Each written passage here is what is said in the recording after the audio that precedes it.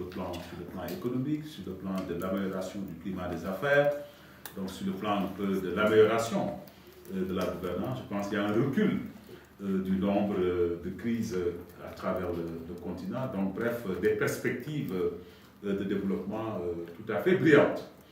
Maintenant, il faut dire que nous avons deux défis majeurs, comme je le dis souvent. Je pense que le premier défi, c'est le défi du changement climatique. Et le deuxième défi, un peu, c'est le défi du croît démographique. Et comme je le dis souvent, si l'Afrique a très peu de contrôle donc, sur le défi climatique, les Africains ont une maîtrise tout à fait, j'allais dire, un peu pleine donc, de la question du croît démographique. Et d'ailleurs, je ne cesse de le répéter, ce deuxième défi, qui est un peu le défi du croît démographique, affecte, influence dans une certaine mesure le changement climatique, donc le défi climatique. Donc c'est pour dire que le défi de la population, ou du moins la variable population, constitue aujourd'hui en tout cas un levier principal pour que l'Afrique puisse quand même avancer dans sa marche vers la prospérité. Et je pense, et je suis sûr que vous êtes également convaincus, aujourd'hui l'Afrique a une chance, en tout cas plus que jamais, donc de rentrer vers cette ère de prospérité si elle investit en tout cas dans cette variable population. Donc nous ne devons pas voir la question de la population donc, comme étant simplement une question de santé, donc comme étant une simple question de faire reculer la pauvreté. Je pense que c'est un facteur, c'est un domaine multiforme. C'est l'un des secteurs qui touche à tout. D'ailleurs, lorsque nous préparions un peu les objectifs de développement du post-millénaire après 2015, un travail que nous avons mené consistait à avoir un peu la possibilité de mettre sur la table un thème fédérateur, un thème qui permettait un peu de faire un lien avec tout ce que nous faisons.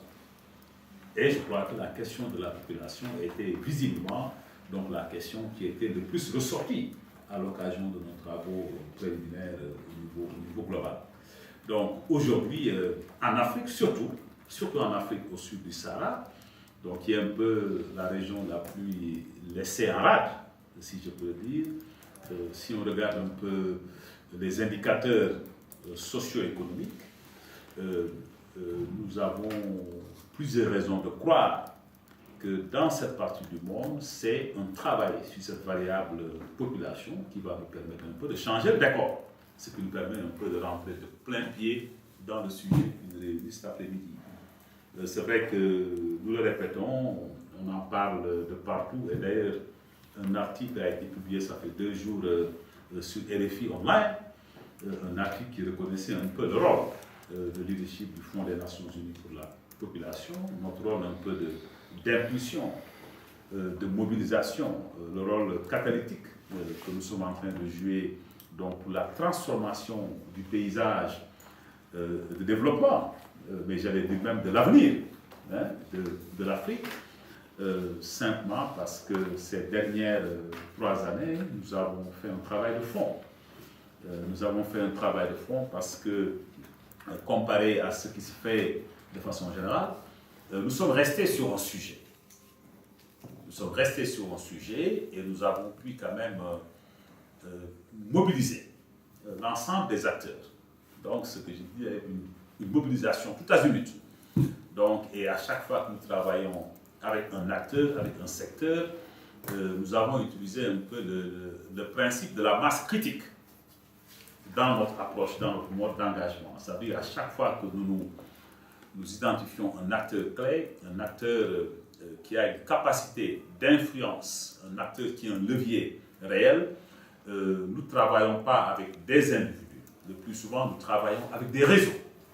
Donc, ce qui nous permet donc de tisser une toile donc, à travers un peu la région et même au-delà de la région pour ratisser très large donc, en ce qui concerne de la couverture de l'action que nous menons. Je pense que ça, c'est un levier stratégique que j'ai trouvé extrêmement utile. Nous l'avons fait, par exemple, avec les réseaux de chercheurs, nous l'avons fait avec les réseaux de parlementaires, nous l'avons fait avec les réseaux de jeunes, nous l'avons fait avec les réseaux des communicateurs traditionnels. Et c'est pourquoi d'ailleurs nous avons poussé pour la mise en place d'un réseau des acteurs de la communication moderne que nous avons constitué en réseau, et je crois comprendre que nous avons dans cette salle des membres actifs de ce réseau. Et nous l'avons fait avec les gouvernements, nous l'avons fait avec les institutions nationales, mais également les institutions régionales et sous-régionales. Parce qu'en plus de cette niche que constitue un peu le secteur national, nous avons un potentiel extraordinaire au niveau régional et sous-régional. Parce qu'il y a des organisations, il y a des acteurs, il y a des leviers que nous pouvons en tout cas actionner donc pour amplifier, pour optimiser, pour développer des synergies. Comme vous le savez mieux que moi, dans beaucoup de domaines, il y a des questions qui ne peuvent pas être discutées au niveau national, souvent pour des raisons de sensibilité, souvent politique. Parce que même lorsque les dirigeants sont convaincus de la pertinence de certains chantiers, ils ont du mal donc à s'engager directement et ouvertement, simplement parce qu'ils ont souvent peur que ces chantiers fassent l'objet d'une instrumentalisation par d'autres politiciens, donc à des fins politiques. Donc le secteur, j'allais dire, intermédiaire, que j'appelle un peu le niveau sous-régional et régional, constitue quand même des poches, des leviers que nous pouvons actionner pour amplifier notre action.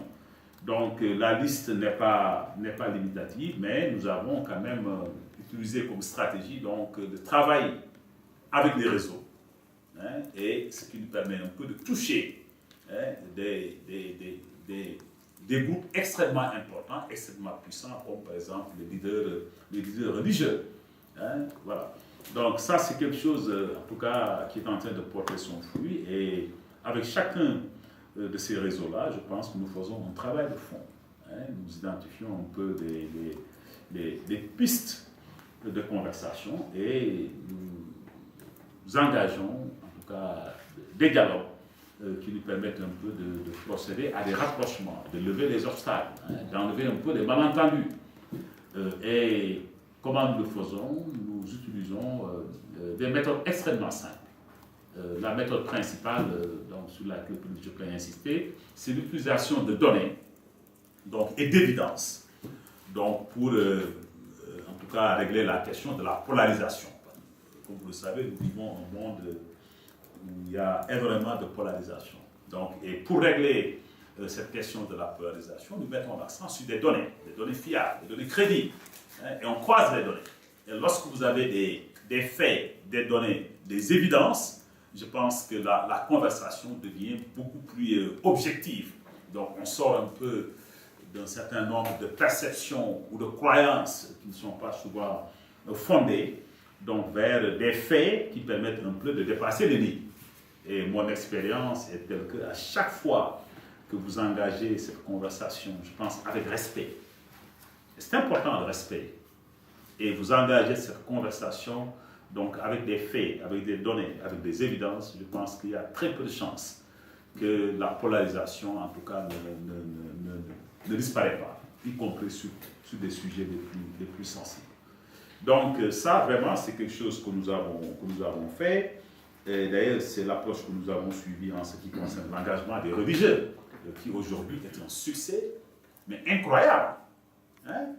Pas seulement pour le travail que nous faisons, mais pour d'autres secteurs. Donc j'espère que la communauté de développement, en tout cas, ne manquera pas d'immortaliser un peu cette approche de travail, cette approche de partenariat, cette approche de dialogue sensible, j'ai dit même respectueuse aux réalités culturelles et religieuses, et qui nous permet de faire des progrès extraordinaires sans eux, donc avec les leaders au niveau des communautés.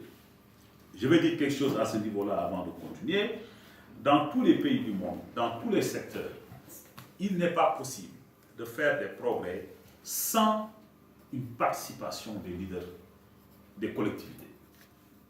Vous pouvez donner l'impression que vous avancez lorsque vous voulez bypasser, lorsque vous voulez contourner, mais malheureusement, vous serez obligé de vous rendre compte ultérieurement que vous avez peut-être fait un pas en avant, mais vous êtes sûr que vous allez faire 5 pas en arrière. Donc je pense que c'est toujours bien d'avoir un peu une approche d'engagement, donc qui tienne en compte un peu de ces leaders locaux, hein, de ces leaders communautaires qui sont respectés, qui sont écoutés par les populations. Et lorsque vous arrivez à en convaincre un ou deux dans une communauté, vous avez acquis la confiance, le respect de toute la communauté. Donc je pense que c'est un chemin que nous devons peut-être continuer à explorer dans nos efforts de développement.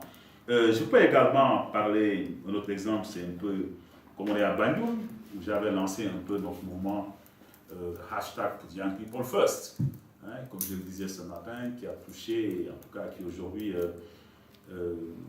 elle a fait de plus de 3 millions de personnes à travers le monde. Et je suis heureux de voir jusqu'en Amérique latine, donc en Asie, y compris en Asie du Sud-Est. Donc le mouvement Young People First est en train de faire son petit bonhomme de chemin, quelque chose qui n'a pas été construit, hein, quelque chose qui n'a pas été, j'allais dire, un peu même très réfléchi. C'est ici à Bandung, dans une salle ici à côté, au moment de m'asseoir. Donc il y avait une affiche de cette nature sur laquelle il était marqué « No one left behind ». Et moi j'ai dit non, mes chers amis des jeunes, ça ne doit pas être « No one left behind ». Il faut mettre les jeunes devant. Voilà comment le mouvement est parti. Et je crois que c'est quelque chose d'extraordinaire, en tout cas qui traduit de façon assez courte une volonté, en tout cas une vision, en tout cas un projet de société pour lequel beaucoup de personnes se retrouvent aujourd'hui. Hein? Donc, de la même façon, je peux toucher un certain nombre d'initiatives que nous menons dans la région, parce que, étant ici à Bandung, je ne peux pas ne pas parler des questions relatives à la fistule, hein, donc, ou au FGM, hein, des mutilations génitales féminines, les MGF en français, donc, parce que c'est également de cela qu'il s'agit. Hein, donc, lorsque je suis à Bandung, je dois parler des problèmes que rencontrent les Gambiens, les populations. Donc, je ne peux pas être à Bandung et parler de problèmes qui ne sont pas des problèmes donc, pour les populations de Bandung. Mais là également, ça fait partie de notre agilité, de notre habileté, donc à comprendre les problèmes locaux, mais également en faire nos problèmes et travailler avec les communautés, avec les populations pour la résolution de ces problèmes, ou du moins pour que nous puissions apporter notre pierre dans la résolution de ces problèmes. Ces dernières années, nous avons vu des changements extraordinaires ici à Bandung dans ce domaine, et c'est le moment quand même de saluer donc pour ceux qui ont contribué à cet effort donc avec mes collègues de l'UNFPA, mais également des autres partenaires au développement qui travaillent d'arrache-pied sur ces questions. Ou d'ailleurs, nous devons continuer à faire des progrès, parce que l'adoption de lois, de règlements constitue quand même une étape, certes importante, mais elle est loin d'être suffisante. Je disais d'ailleurs à Ouagadougou il y a de cela quelques semaines, devant les premières dames, que au Burkina, je pense que des progrès extraordinaires étaient faits. Maintenant, il faut faire en sorte que ces textes fassent l'objet d'une observation rigoureuse et que ceux qui transgressent ces textes, en tout cas, puissent rencontrer un peu en tout cas une réponse assez ferme des autorités judiciaires des pays en question. Donc, bravo à la Gambie pour le saut qui a été franchi, et que nous devons rester mobilisés parce que nous allons continuer à rencontrer des difficultés. Il y a toujours des risques de retour en arrière, donc nous devons rester mobilisés, vigilants, donc tout en encourageant un peu les progrès qui sont déjà réalisés. Je pense que la question du recensement, donc, ou même la question du mariage des enfants, je pense qu'il y a un problème fondamental dans cette partie du monde, mérite également notre action. Et nous y travaillons de façon extrêmement active et engagée. Et l'autre dossier qui est fondamental, c'est un peu la question un peu des recensements, question pour laquelle nous continuons à être également le leader au niveau global. Et cette question, malheureusement, comme je disais tout à l'heure, des questions de planification familiale, elle est en général mal comprise.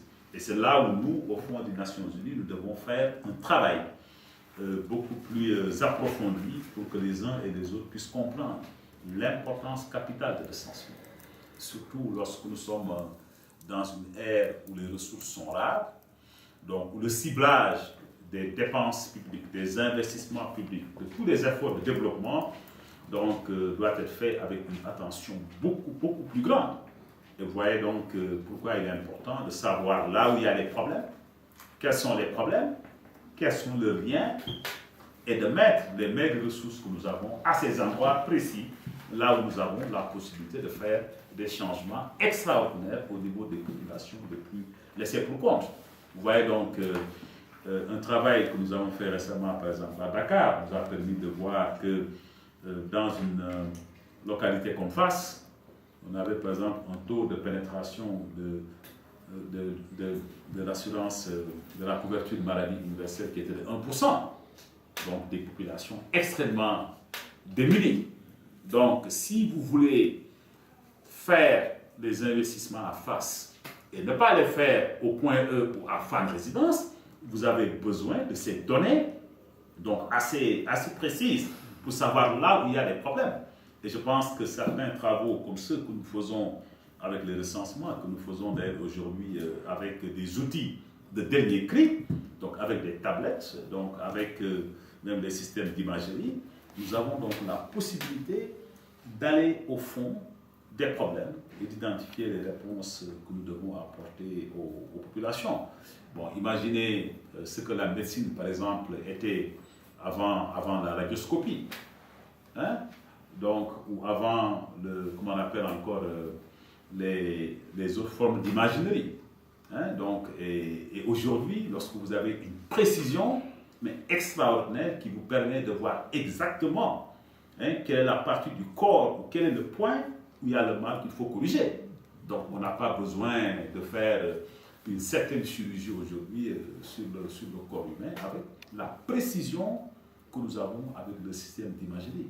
Donc, c'est la même chose que nous devons faire avec les données de recensement. Nous devons les affiner, nous devons savoir descendre jusqu'au niveau, j'allais dire un peu de plus précis, pour que l'action donc, puisse se passer à ce niveau et que nous puissions faire l'économie de gaspillage de ressources, mais également de souffrances additionnelles. Donc, voilà donc pourquoi on ne peut pas négliger donc, la question du recensement, mais qui est fondamentale.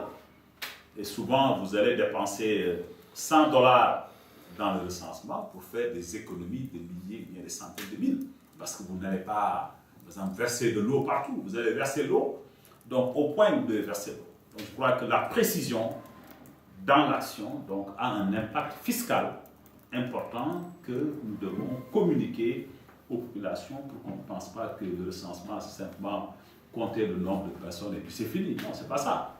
C'est pas ça. Donc, je pense qu'on fait on compte, on regarde les conditions, on travaille sur les données, mais on définit l'action publique. On met en place les programmes, on les met en œuvre là où ces programmes ont la capacité de transformer la vie de ces populations. Et comme nous parlons un peu d'un agenda de développement qui est centré sur ce que nous avons appelé un peu de laisser personne en rade, il faut savoir où ils se trouvent, il faut savoir ce qu'ils veulent, il faut savoir ce qu'on doit faire. Et vous ne pouvez y arriver qu'à travers un peu, en tout cas, l'utilisation de données. Et ces données-là, je pense qu'il faut aller les chercher. Voilà, je m'arrête là.